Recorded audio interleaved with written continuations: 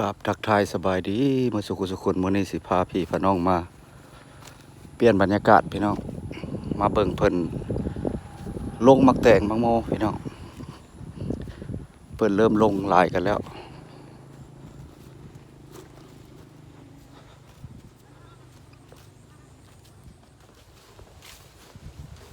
ว่าลงยังนี่แม่เฒ่าลงเพิ่นผักบงโอ้มังโมบ่ได้ปลูกบ่ก็หาลงสิลงจัก100ปีนี่พอเฮากุมเนาะเออโดยพุ่นเนาะหน้าเจ้าหมดบ่ต่างใส่ต่างเอาพุ่นใส่หน้าเนาะโอ้ยังให้นี่ยังทะลุน้ำเอาน้ำลงฮีบ่ฮดหั่นน้ำสั่งเลย ขุดน้ำสร้างบ่เนี่ยก็จะขุดใส่ใดบ่มือนี่แหละพักลายเนาะไม่เท่าเนาะประกาศเพิ่นก็งามขนาดพี่น้องโอ้โต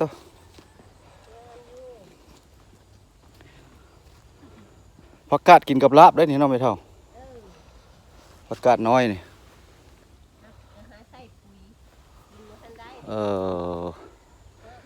ทางนั้นก็ลงเนาะ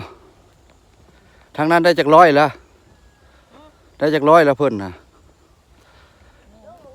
มังโม่บ่ปีนี้โอ้บ้านเฮาก็มีแต่เฮ็ดนาแล้วก็มีแต่ใส่ลงพักหมกแตงมังโม่พี่น้องเพราะว่ารายรับแต่ละปีก็พอได้กินเนาะได้หลายอยู่ป้องได้ลงจาก100แล้วป้อง300โอ้จะน้อยบ่แปลงสิได้มาเก็บภาพให้เบิ่งเนาะเวลามันเป็นมากเป็นตาสะอ่อนเด้พี่น้องมีแตะทงนี่โอ้ผู้ตึกกระดงก็มีน่ะป่าอันอยากกินปลากับตึกกระดงอันนี้เพิ่นก็สิลงนี่พี่น้องเพิ่นก็สิลงอันนี้ลงพักอันนี้เพิ่นจะใส่น้ำสร้างพี่น้องเนาะเพิ่นใส่น้ำสร้างแล้วก็เฮาจะตักมาฮดเป็นตะม่วนได้พี่น้องแบบกระบวนการเลยเพิ่นลงเป็นกุ้มเนาะแต่ว่าเจ้าไผเจ้ามันเพิ่นก็ลงแต่ว่าประมาณ3 เดือนก็ได้เก็บเนาะขายเฮ็ดหยังอันน่ะพักบ่โอ้พักห่มบ่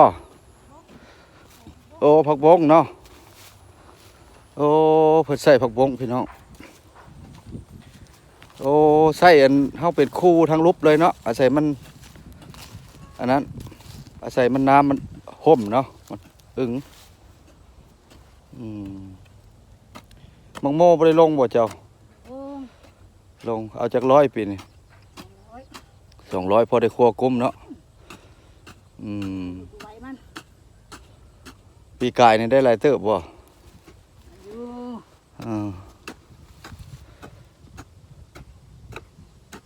เฮ็ดผู้เดียวบ่ลูกบ่ได้เฮ็ดนำบ่เขาบ่ทันมาอันนั้นเพิ่นขุดสร้างบ่น่ะขุดคนละเจ้าเนาะสร้างโอ้เพิ่นขุดสร้างพี่น้องกำลังขุดอยู่เป็นตะม่วนได้พี่น้อง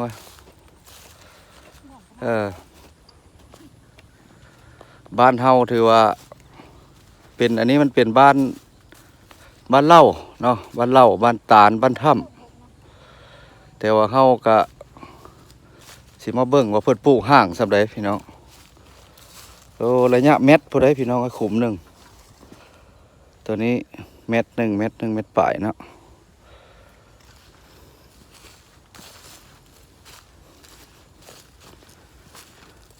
บางคนเนาะก็อยากเห็นเนาะ FC ทางต่างประเทศอยากเห็นว่าบ้านเฮาเพิ่นปลูกหยังแล้วข้าวแล้วน้ำล่ะบ่แปลงก็เลยได้มาเก็บภาพบรรยากาศข้างทางเนาะให้เบิ่งฤดูนี้ก็แม่นฤดูลงพืชพี่น้องประมาณ2 เมตรก็เหลือไซส์เลยเนาะนี่เครียดหลายแท้ได้ลงปีกายนะ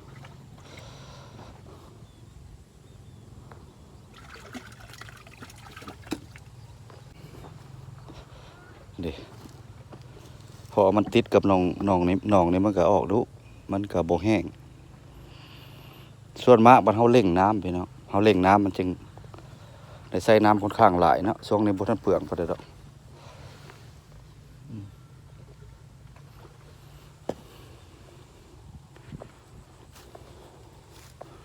แต่ว่าเขาปลูกใส่หน้าก็ถือว่าเข้าก็งามได้พี่น้องเพราะว่าเขาอาศัยพุ่นใส่หน้าเลยตัวนี้ก็เป็นห้วยตัวนี้ก็บ่แห้งเนาะห้วยตัวนี้บ่แปลงเคยมาถ่ายให้พี่น้องเบิ่งบ่อนผ้าป่าเนาะปีนี้ยังบ่ได้ผ้าเพราะว่า3 ปีเพิ่นจะผ้าเท่านึงเพราะว่าปีกายนี่ป่าบ่หลายเพิ่นว่าป่ามันไปเนาะมีแต่ขุมของโมมาแล้วนี่พี่น้อง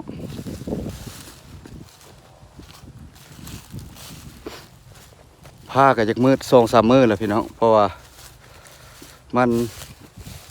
หัวลมออกบ่เห็นตะเว้น2-3 วันแล้วหัวลมออกก็มืดเนาะพี่น้องอันนี้ก็น้ำสร้างเจ้าหนึ่งอีกได้นี่น้ำสร้างเจ้าหนึ่งอีก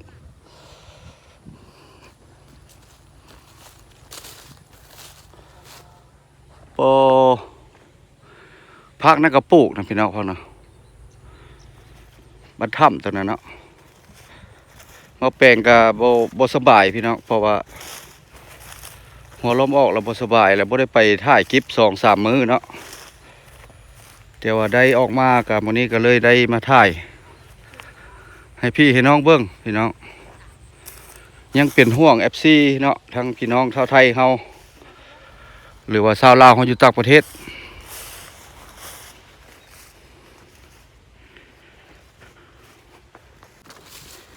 อันนี้เพิ่นแห่งเฮ็ดหลายพี่น้องคนพุ่นคนหยังมากองเจ้งเพ่งอยู่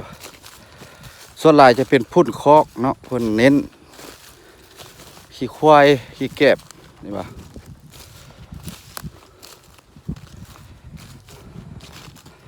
ถ้าว่าดุก็บ่จะเป็นไปทำงานอยู่ประเทศนอกประเทศไทยเนาะก็อยู่บ้านเฮาก็พอได้กินเนาะพี่น้องแล้วแต่บุคคลเนาะกดห้ามกันบ่ได้นี่น้ำสร้างตัวนี้ค่อนข้างตื้นนี่ประมาณ1.50 นี่ก็เหลือใช้เลยพี่น้องจะลกจัก100แล้วฮะจัก100แล้วลงฮะ200สิเอาตื้มอีกบ่ใส่ปุ๋ยบ่ใส่คนละเจเนาะเพื่อมันดูดเข้าปุ๋ยนี่สิเป็นปุ๋ยรวมเนาะตามเบิ่งเนาะปุ๋ยรวมวิธีใส่พุ่น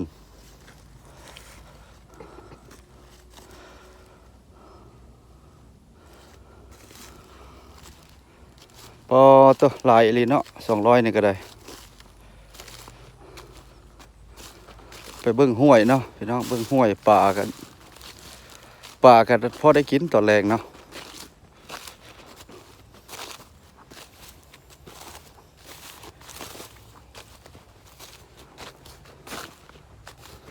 พอได้กินป่าก็ได้พี่น้องป่าหลายอยู่ห้วยนี่ก็เลิกเลยค่อนข้างเลิกเพิ่นจกสะลงอิ่มเด้กระดุงโอ้ตึกกระดุงกุ้งได้หลายเติบตัวนี้เด้โอ้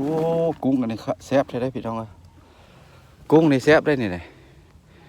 กุ้งปล่อยได้เห็นยังตึกกระดุงบ่นะตึกกระดุงบ่ ลงโมเพิ่นอยากอายกล้องพี่น้อง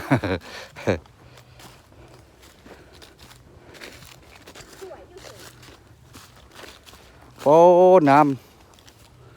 ำยังหลายเนาะโอ้น้ำยังหลายปีนี้เพิ่นสิผ้าบ่เลยเนาะถ้าบ่เพิ่นผ้าสิได้แจ้งการให้เบิ่งเด้อ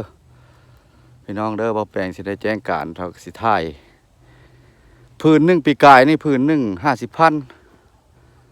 กระดุง30สวิงละแม่น20,000เนาะแต่บางคนก็จมว่าบ่ได้ว่ะ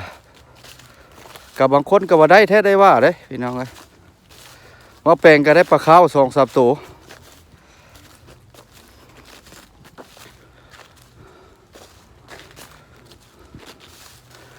คลิปนี้ก็บ่มีหยังหลายมีแต่ว่าเก็บถ่ายเนาะในหมู่บ้านเนี่ยว่าบางคน FC อยากฮู้ว่าเพิ่นแล้วเข้าแล้วเพิ่นสิเฮ็ดหยังแล้วก็ถ่ายให้กันเบิ่งเนาะพี่น้องเนาะติดตามทางช่อง YouTube เนาะ Facebook นี่ก็สิบ่หลายปานใดดอกลงเล็กๆน้อยๆเนาะอันนี้มันผักขมอันนี้ตำเบิ่งนะมันผักขมบ่แปลงถ้ามีเวลาก็สิเฮ็ดคือกันเพราะว่ามันหลายเวียกเนาะ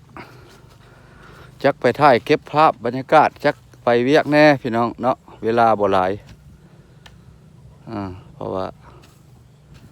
มันสิบ่ทันเฮ็ดก็เลยมาถ่ายแต่ก่อนบ่แปลงกระปุกเยอะจักร้อยเลย200โอ้อันนี้นานพักบ่โอ้เพิ่นก็200พุ่นละ200นี่ก็บ่แม่นธรรมดาแล้ว200นี่ก็จง200คุมนี่ก็ชาบ่เป็นก็ได้อยู่ 4-500 หน่วยเนาะเฮาก็เบิ่งครัวกุ้มบ่ทันบ่กุ้มหั่นแหละเอาหลายบ่กุ้มโอ้เฮ็ดเอาหญ้าขึ้นแล้วเฮาจะอันนั้นเพิ่นจะอันนั้นขึ้นเฮาสิเฮ็ดนั้นเลยแล้วมันหญ้ามันเอาบ่ได้แต่ว่าเอาตัวนี้ขายน้ำบ่ทันพี่น้องที่ตะบ่อนั้นไม่ค้ามาเฮาบ่แม่นสิขายยากได้พี่น้องเอ้ยตัวนี้เพิ่นบ่ได้ปลูกพี่น้องหน้าตัวนี้เป็นหน้าเหือเนาะนี่ดิเข้าก็บ่ได้ดำใส่ปีนี้มันเป็นหน้าเหือเนาะอันนั้นก็เป็นหน้าน้องดวงปีบ่อนบ่แปลงไปถ่ายพี่กายเนี่ยให้เบิ่งเนาะแต่น้องดวงปีก็บ่ทันได้ปลูกบ่ทันได้เข้าไปถ่ายให้เบิ่งตัวนี้ก็เป็นบ้านเล่าเสียงแหวนมันอ้อมสิเว้าละบ้านติดกับภูเขาหุ้มไปด้วยผาหินปูนอ้อมไปเลยพี่น้อง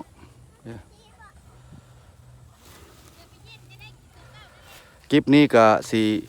บ่มีอย่างหลายเนาะพี่น้องคลิปนี้ก็สิขอวิดีโอนี้ก็ปิดคลิปไปเพียงสำนี้เนาะคลิปหน้าคลิปในจะไปถ่ายบนไม้ให้เบิ่งไม้เนาะพี่น้องเนาะไปก่อนหมดสุขุสุคนพี่น้องลาตรีสุขสันต์สุขภาพแข็งแรงทุกคนไปก่อนพี่น้องบ๊ายบาย